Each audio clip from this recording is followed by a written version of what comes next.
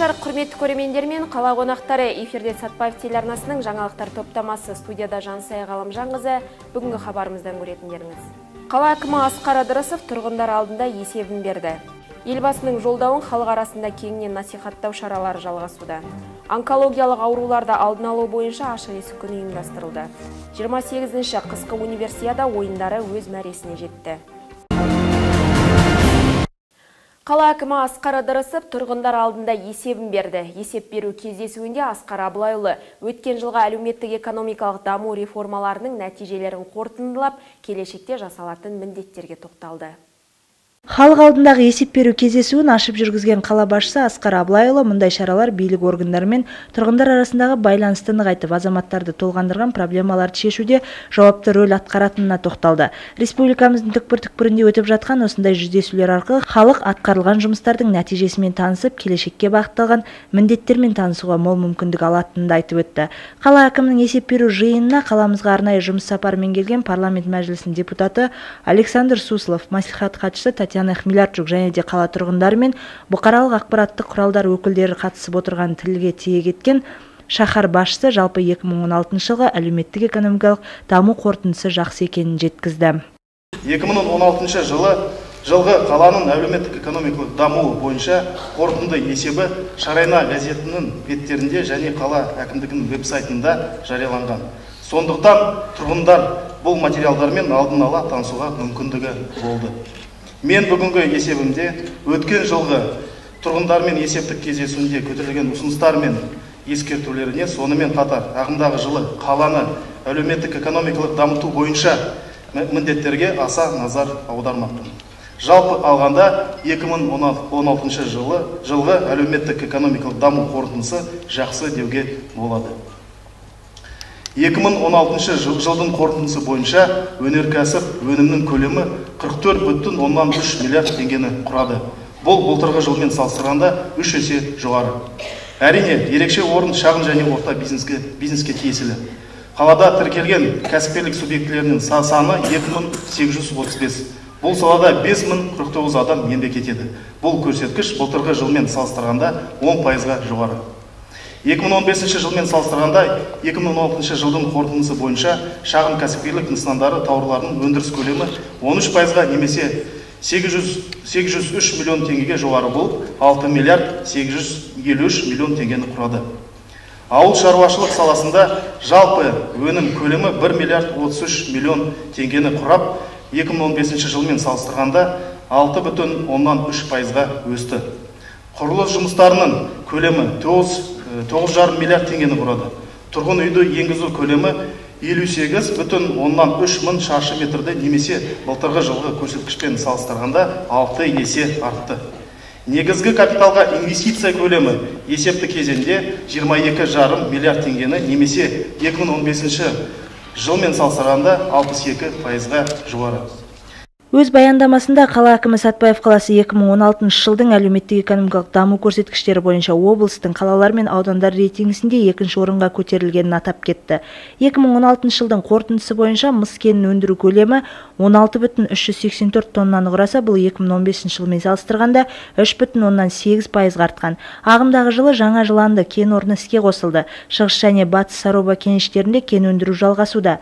Қарашошақ кен орнын белсенді пайдалану жоспарланып отыр. Номер 3-ші кен байыту фабрикасының ауданында Жыланды кен орнының тотыққан кендерін шаймалау әдісімен катодты мысты қайта өңдеу зауытының құрылысы жоспарлануда.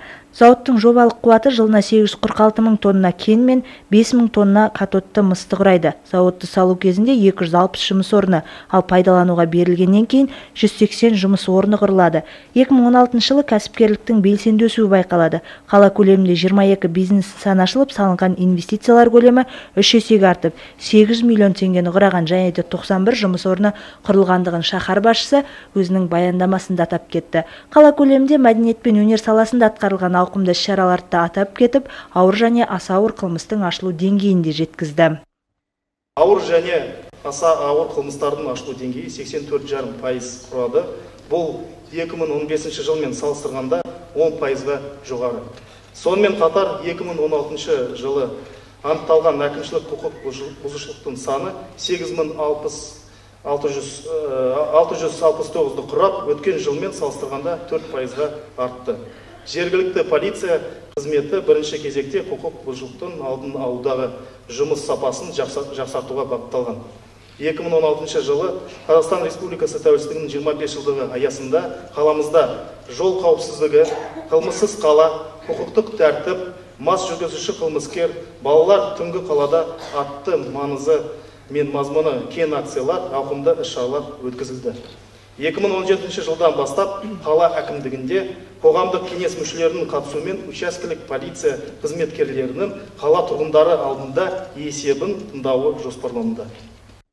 Атқарылған істерді саралап, қаламыздың болашақ жоспарларына тоқталған қала басшысы кездесуде тұрғындар тарапынан айтылған лебіздерін тыңдап, қойылған сауалдарына да жауап берді.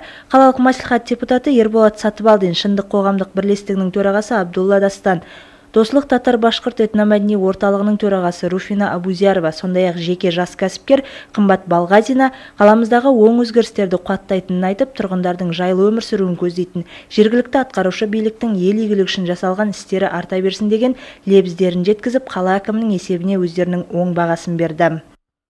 Өздеріңіз қала әкімі Ыдырысов Асқар Абылайұлының қаланы кешенді дамыту жоспарының аясында атқарған өзінің функционалды міндеттерін толық көріп, есебін көріп, толық танысып шықтыңыздар. Енді депутаттық корпус атынан осы есепке оң баға береміз. Тұрғындар тарапынан туындаған сауалдарда әкім есебі барысында аз болған жоқ. Жазбаша және жиын барысында өз сауалдарын қойған қала тұрғындарын толғандырған мәселелердің бірі қала маңына жақын орналасқан елді мекен тұрғындарын көшіруге байланысты, бірі бағаланған үйінің сомасына келіспеушілік танытып жатса, енді бірі жаңа ауданға өздерінің көшу кезегі кешеуілдеп жатқанын алға тартты. Сондай-ақ Батыс ауданының тұрғындары автокөлік жолдарының сапасына көңіл аударылса деген сауалдарын қойса, келесі сұрақтар қаламыздағы күн тәртібінен түспей отырған діни экстремизмнің алдын алу бағытындағы жұмыс жапсарын анықтады. Көшені жарықтандыру, тұрғын үй коммуналдық шаруашылығына қатысты қоғамдық тәртіп бойынша өздерін толғандырған сауалдарын қойып, қала әкімінің аузынан келелі мәселелер қалай оң шешімін табатынын сұрап білді. Көптің көкейінде жүрген бұл сауалдар жөнінде қала басшысы Асқар Абылайұлы жан-жақты жауап беріп, бұл орайда әр саланың мекеме басшыларынан да сұрау салды. Қала әкімі жоғарыда көтерген барлық мәселелер қаперге алынып, сауалдар бойынша тиісті шаралар атқарылатынына сендірді. Елбасымыз Нұрсұлтан Әбішұлы Назарбаевтың билік тармақтарының өкілеттіктерін қайта бөлу туралы үндеуі және Қазақстанның үшінші жаңғыруы жаһандық бәсекеге қабілеттілік атты Қазақстан халқына арнаған жолдауын насихаттау шарасы қаламыздағы спорттық сауықтыру орталығында өтті. Толық ақпарат келесі бейнематериалда. Қаламыздағы спорттық сауықтыру орталығында мемлекет басшысы Нұрсұлтан Назарбаевтың Қазақстан халқына Қазақстанның үшінші жаңғыруы жаһандық бәсекеге қабілеттілік жолдауын талқылауға арналған ақпараттық насихат тобының және спортшылардың қатысуымен кеңейтілген отырысы өтті. Сонымен қатар елбасының билік тармақтары арасында өкілеттіктерді қайта бөлу жөніндегі конституциялық реформалар үндеуін талқылау бірге қаралды. Аталмыш кездесу барысын ашқан Нұр Отан партиясы Сатпаев қалалық филиалы төрағасының бірінші орынбасары Жаңбырбай Дәрібаев жиналғандарға жолдаудың мән маңызын көпшілікке кеңінен түсіндірумен қатар, оның жүзеге асырылуын қадағалау ісі де аса маңызды екенін атап өтті. Сондай-ақ номер 19-шы жалпы орта білім беретін мектебінің қазақ тілі және әдебиет пәнінің мұғалімі Амангелді Құрақбай үндеуге үн қосып, өз талап тілегін, ұсыныс пікірін білдірді. Мен де тарихи санамызға сәл секініс жасай отыра, елбасымыздың жолдауында айтылған 4 бағытқа тоқталып, көзбен көріп, көңілмен күйген оймақты ойымды сіздермен бөліссем бе деп отырмын. Тепсе тұяқ, сүзсе мүйіз сұнға мына заманда дос пен дұшпанның, жанашыр мен жаудың келбетін дөп басу айту қиын. Әлемнің менмін деген алпауыт елдердің арасынан аламысық жүгіріп өткелі қашан. Күн сайын көгілдір экраннан әлемде болып жатқан жаңа қауіп қатердің қарасын көріп, жүрегімізге қорқыныш ұялайды. Санкция салынған мемлекет, соғыстан көз аспаған жерлер, білімсіз балалар, ұйқысыз, бақыт деген ұғымды ұмыта бастаған адамдарды көріп, өзімізді ең бай, ең бақытты деген деуге толық құқылымыз.